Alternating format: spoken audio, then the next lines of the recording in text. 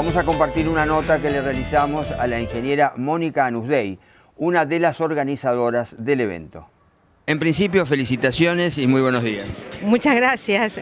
Y gracias a vos por estar acá y a todos los medios. Bueno, realmente mucha gente joven, productores, técnicos, inclusive hasta estudiantes. Sí, eso es lo que queríamos convocar, porque, digamos, hablamos de una transformación tecnológica y se hace en conjunto, es mancomunado, así que realmente estamos muy contentos de haber llegado.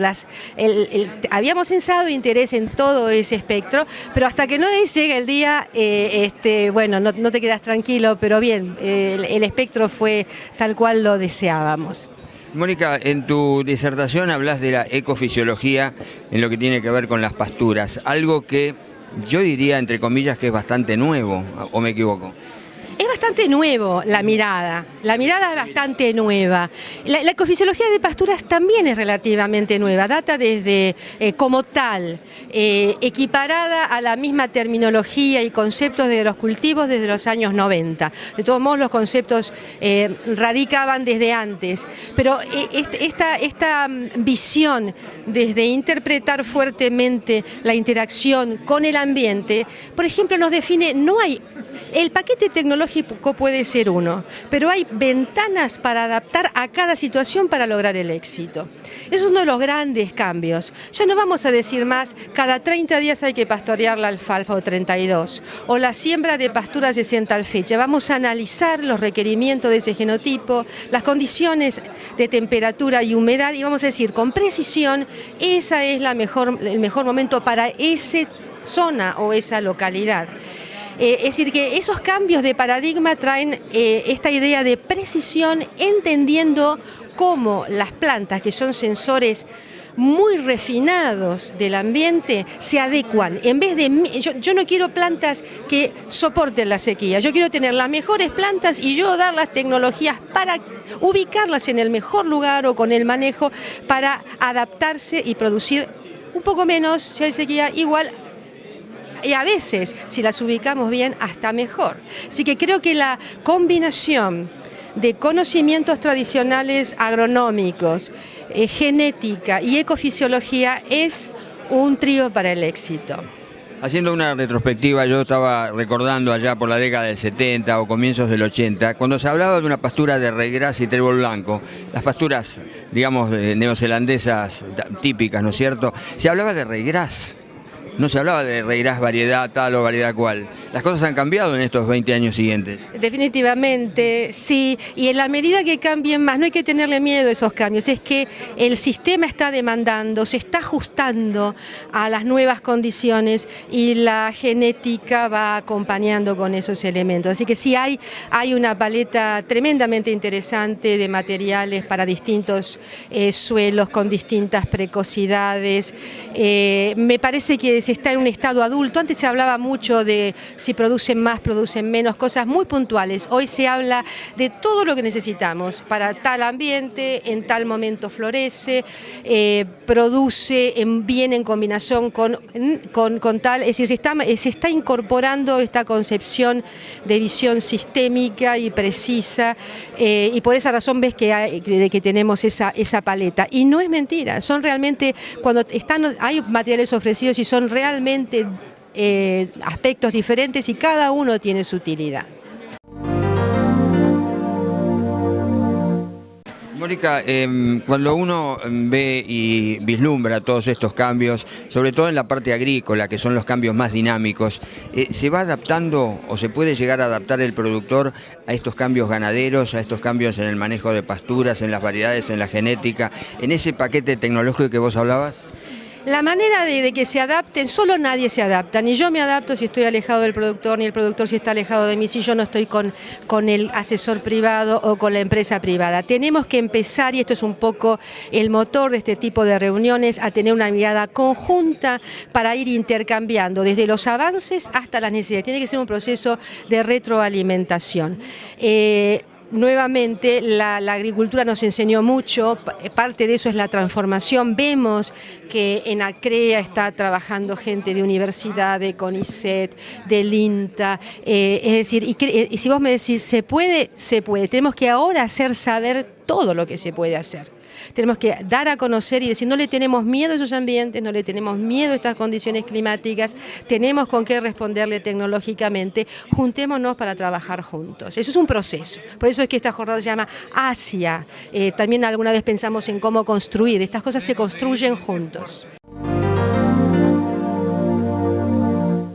Y ya en la finalización de esta serie de notas que realizamos en la jornada de pasturas, nos entrevistamos con el ingeniero Nicolás Capelle, quien nos habla de implantación de pasturas. Buenos días, Nicolás, ¿cómo estás? Buenos días, muy bien. Bueno, tu disertación estuvo girando en torno a la implantación de las pasturas. Yo creo que es un tema crucial al momento de querer tener una buena pradera. Sí, es el punto de partida. En realidad el sistema ganadero tiene muchos componentes y digamos, la implantación de pasturas, verdeos, es uno de ellos y digamos, arranca el tema por ahí, digamos, ¿no? El tema es cómo hacer mejor uso del suelo y tener pasturas ralas, pasturas mal logradas, tiene un costo muy alto hoy con los valores de la tierra. Entonces, el inicio del cultivo con una buena implantación es un punto clave. El hecho de que no hayan maquinarias específicas, yo me acuerdo de aquellas Brillón antiguas, maquinarias específicas para pasturas, se usan las de grano fino obviamente, ¿eso es un inconveniente? ¿Hay que tener cuidados especiales? En realidad creo, bueno, es cierto, como comentaba en la presentación, ha habido una evolución muy fuerte en la tecnología de sembradoras, en el buen sentido, pero muy enfocado a los cultivos de gruesa y al trigo, digamos, pero no a las pasturas. Entonces, no significa que digamos, no podamos usar las sembradoras, hay que hacer ciertas adaptaciones o digamos, regulaciones específicas para sembrar bien las pasturas. Entre ellas evitar remociones excesivas con las cuchillas que abren el surco, hacer un excelente control de profundidad, que eso es muy importante, evitar tapar digamos, en exceso de la semilla con ruedas tapadoras que son muy agresivas, que vuelven a tapar digamos, lo que colocó bien el tren plantador. Así que hay que hacer ciertos ajustes en las sembradoras y perfectamente se pueden sembrar pasturas, pero lo que hay que tener en cuenta es que sembrar es no solamente tirar kilos por hectárea, sino que es ubicar semillas en el lugar adecuado para lograr la germinación y plántulas con éxito. Entonces hay que controlar bien la profundidad, hay que ponerla en contacto con el suelo y con la humedad, y eso requiere, digamos, algunos ajustes en las sembradoras. Yo recuerdo recién estabas contestando una pregunta respecto a la profundidad de siembra y decías algo que, bueno, que yo lo escuché a través de otro profesional de Estación Experimental INTA Balcarce, del ingeniero Jorge Carrillo, que decía que si uno encuentra semillas destapadas cuando pasa la sembradora, estamos en la profundidad adecuada. Sí, de acuerdo. En realidad, imagínense que yo les mostraba un dato muy concreto, que es un grano de maíz pesa lo mismo que 100 granos de alfalfa.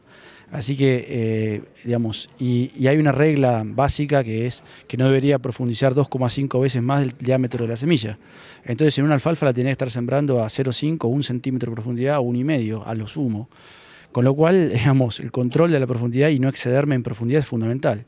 Y en general, digamos, el contratista está acostumbrado a sembrar semillas grandes, entonces entra al lote a sembrar una pastura y prácticamente tiene la máquina regular para sembrar un trigo a 4 centímetros. Y eso es un fracaso asegurado, o sea, hay que sembrar muy superficialmente y para eso hace falta, digamos, tener en cuenta cómo lo voy a hacer y con qué máquina y de qué manera. Y es preferible, yo siempre digo que es preferible cuando uno entra en un lote ver semillas destapadas porque da la pauta de que digamos, no me profundicé en exceso. Cuando está todo tapado es muy probable que me haya ido mucho en profundidad. Respecto a la siembra directa y siembra convencional, bueno, viendo qué tipo de suelos. Por ejemplo, suelos aquí del sudeste bonaerense, de la zona de Balcarce, General Pueyrredón, General Alvarado, suelos profundos, suelos pesados. ¿Siembra directa o siembra convencional de pasturas? Es una buena pregunta. Me parece que no tiene una única respuesta. Digamos, si no es que quiera esquivar la pregunta, pero todo lo contrario. En realidad, lo que tenemos que tener en cuenta, las premisas básicas para hacer una buena siembra, que son camas de siembra firme, que muchas veces en convencional no la tenemos, salvo que se haya hecho un barbecho temprano con una combinación de labranzas con barbecho químico, que haya llovido encima y se haya compactado o logrado una firmeza de cama de siembra. La siembra directa nos va a dejar un lote por lo general firme, pero tiene el problema de que puede haber exceso de cobertura. Entonces, si hay exceso de cobertura, muchas veces tengo que tomar la decisión previa de decir, bueno, no puedo hacer siembra directa porque voy a tener un fracaso. Entonces, no es ni una ni la otra mejor, hay que buscarle la vuelta. Lo que yo veo es, más al oeste, que es mi zona de trabajo, que la siembra directa tiene mucho más consistencia en los logros, o sea, y básicamente por el tema del control de la profundidad y camas de siembra fofas que quedan después de los trabajos con labranzas, y la siembra directa no. Entonces, si elijo un buen antecesor que no me va a generar exceso de cobertura, la siembra directa a mi criterio es más indicada que la siembra convencional.